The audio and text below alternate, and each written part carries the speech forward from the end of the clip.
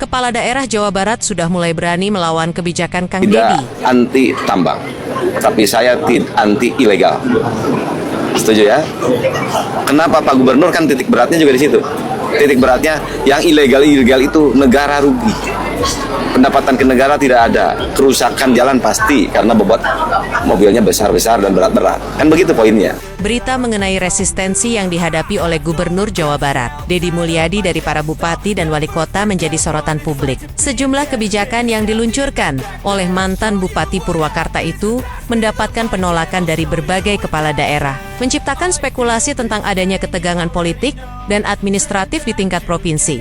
Dari pelarangan study tour hingga pembongkaran teras Cihampelas, setiap langkah kebijakan Deddy Mulyadi seolah dipertanyakan dan diperdebatkan. Pertanyaan mendasar yang muncul adalah, mengapa kepala daerah Jawa Barat, Baru Mairami, menolak kebijakan Deddy Mulyadi? Apakah ini hanya sekadar penolakan politik?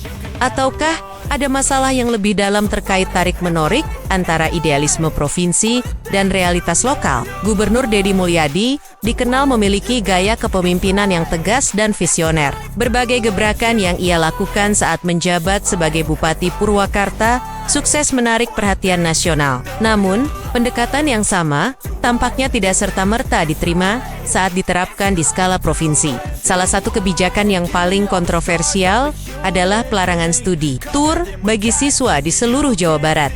Kebijakan ini muncul sebagai respons atas rangkaian kecelakaan bus pariwisata yang merenggut nyawa, yang puncaknya terjadi di Subang. Deddy Mulyadi beralasan, pelarangan ini bertujuan untuk melindungi keselamatan siswa.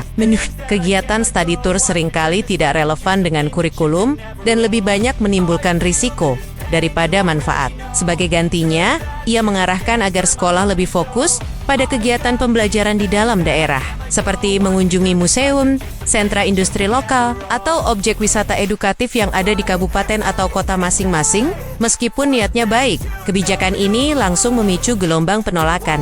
Beberapa kepala daerah, seperti Bupati Bogor dan Wali Kota Depok, secara terbuka menyatakan keberatan. Mereka berpendapat, pelarangan total adalah langkah yang terlalu ekstrem. Menurut mereka, masalah utama bukanlah pada kegiatan study tour-nya, melainkan pada pengawasan terhadap perusahaan bus pariwisata. Alih-alih melarang, mereka menyarankan agar pemerintah provinsi memperketat regulasi dan pengawasan terhadap kelayakan kendaraan serta perusahaan penyedia jasa transportasi. Kepala daerah merasa kebijakan ini terlalu sentralistik dan tidak mempertimbangkan kondisi geografis serta keberagaman kebutuhan pendidikan di setiap daerah. Bagi daerah yang memiliki keterbatasan fasilitas edukatif lokal, study tour keluar daerah menjadi salah satu cara efektif untuk memberikan pengalaman belajar yang berbeda bagi siswa. Kebijakan lain yang menuai kritik adalah rencana pembongkaran teras Cihampelas. Proyek ini merupakan ikon kota Bandung yang dibangun pada masa Ridwan Kamil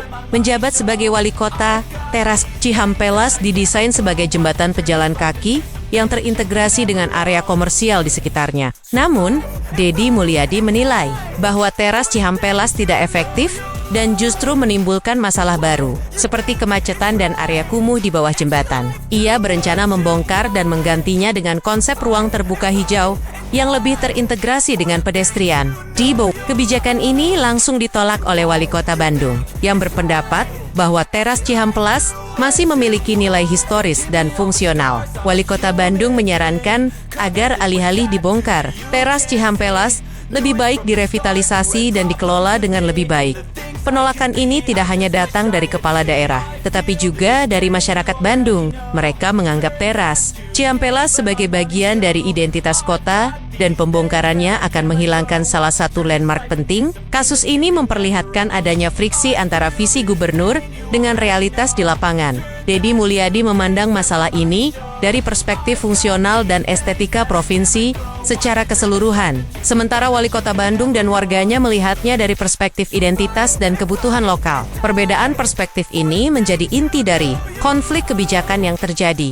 Selain dua kebijakan tersebut, beberapa rencana lain Deddy Mulyadi juga menghadapi resistensi. Salah satunya adalah upaya standarisasi fasilitas umum dan pelayanan publik di seluruh Jawa Barat.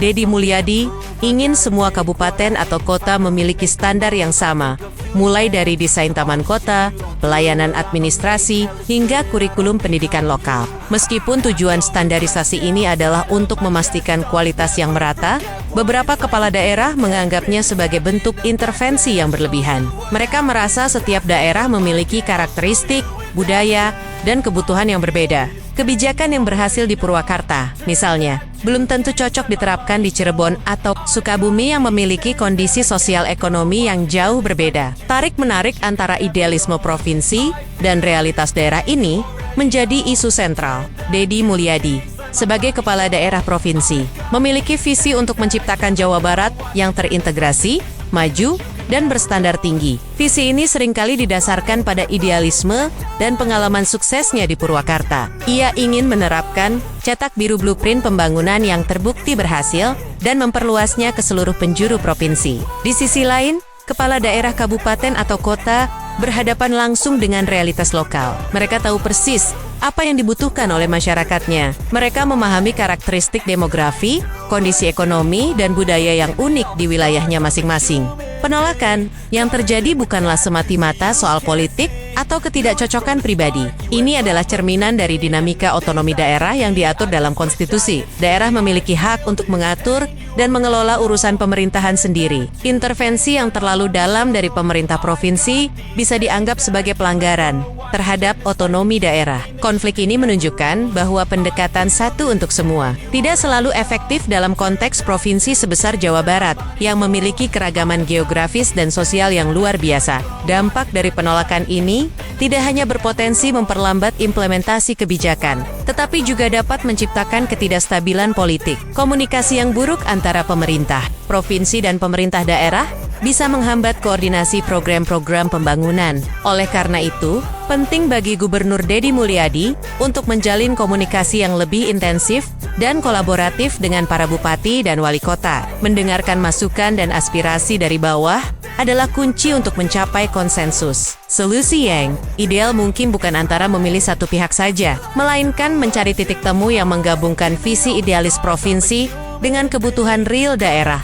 Meskipun demikian, ada juga pihak yang mendukung kebijakan Dedi Mulyadi. Mereka berpendapat bahwa intervensi pemerintah provinsi diperlukan untuk memastikan pembangunan yang merata dan berkualitas. Dedi Mulyadi dianggap sebagai sosok yang berani mengambil langkah drastis demi kebaikan bersama, meskipun langkah tersebut tidak populer. Namun, suara-suara penolakan dari kepala daerah dan masyarakat tampaknya lebih dominan.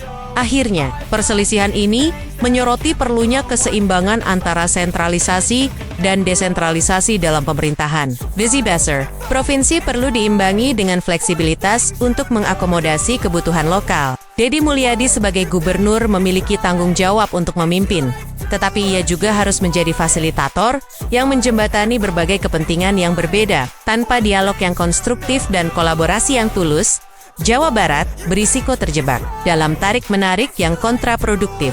Kebijakan yang baik adalah kebijakan yang tidak hanya memiliki niat baik, tetapi juga dapat diterima dan diimplementasikan secara efektif di lapangan. Itulah tantangan terbesar yang kini dihadapi oleh Dedi Mulyadi dan para kepala daerah di Jawa Barat.